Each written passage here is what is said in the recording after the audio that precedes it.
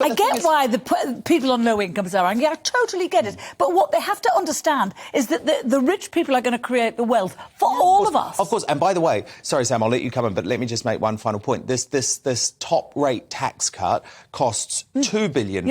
That's what all of the focus is on. What about the focus on the £150 billion that Liz Truss has just committed the government to spend to stop these extortionate electricity bills? But the point is, Sam, this is great for your side. This is great for Starmer, isn't it? Because let's be honest here, the Tory Party is in self-destruct mode, and I am embarrassed for them. They are acting like children. Yes, I agree. I agree with you. I think after Kwasi's quasi-budget, this is the wildly unpopular thing. That, I mean, it's only a very small part of the budget, but because people see, as people shout in the street, it's reverse Robin Hood, etc. It's like, and ultimately, if a very wealthy person gets extra money, they will just put it in their bank account. Whereas if someone Not like true. fine, they might invest it, but it still goes back to them. Whereas somebody like my partner, for example, who doesn't make very much money, if they get extra money in a month, they will spend it in the economy. The point is, I don't think it's trialled by media. I think or Twitter, because as you say, only 5% of people are even on it.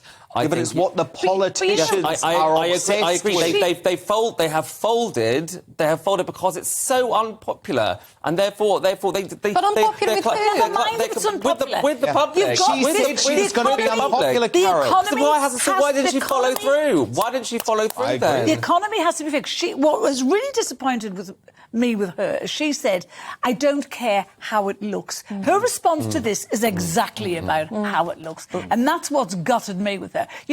We all knew we were going to have to take some tough medicine after the pandemic and after what it cost to get the economy back on track. We all knew it was going to be tough. And here, the minute we get tough and the budget is produced, people are screaming.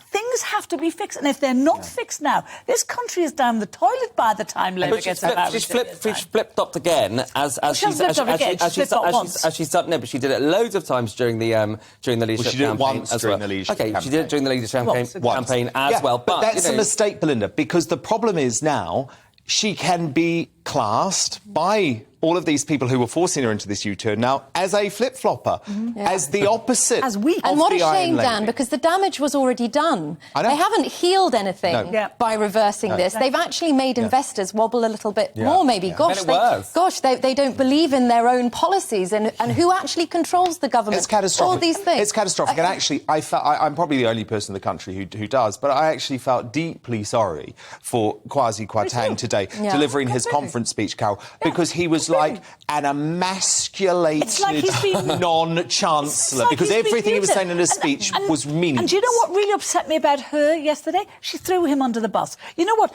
Don't tell me she didn't sign off on that budget before he made it and made the speech. She knew what was in it. She must have believed in it then. She told us she believed in it. And then the minute she looks like she's going to be in trouble, she throws him under the bus and goes, well, it was his idea. And these two were meant to be different. They were meant to be the opposite of Blair and Brown and Sunak and Johnson. They were meant to be working like that. Well, the problem is, you also have people like Nadine Dorries calling for a general election today. You've got Michael Gove, you've got Grant Shapps. It's like, I mean, what are we watching? Like the Real Housewives of Westminster? It's like a reality show. Well, it feels like that.